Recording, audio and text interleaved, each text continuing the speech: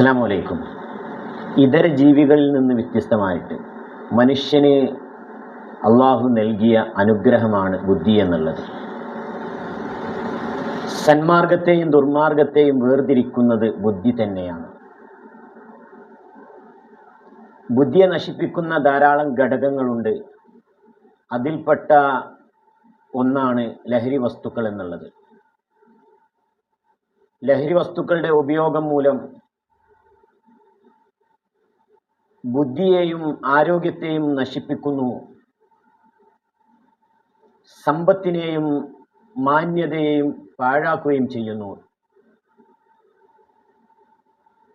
അതുകൊണ്ടാണ് മുത്തുനബി പറഞ്ഞത്, അൽ ഖംറു ഉമ്മുൽ ഖബായിസ്.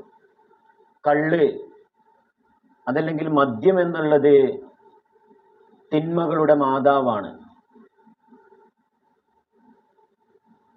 ഈ അടുത്തായിട്ട് UDF സർക്കാർ നടപ്പിലാക്കിയ ഓപ്പറേഷൻ തൂഫാൻ എന്നുള്ള പദ്ധതി ഈ സമകാലിക കാലത്ത് ഏറ്റവും പ്രാധാന്യമറിയിക്കുന്നു. എല്ലാവിധ അഭിനന്ദനങ്ങളും നേരുന്നു.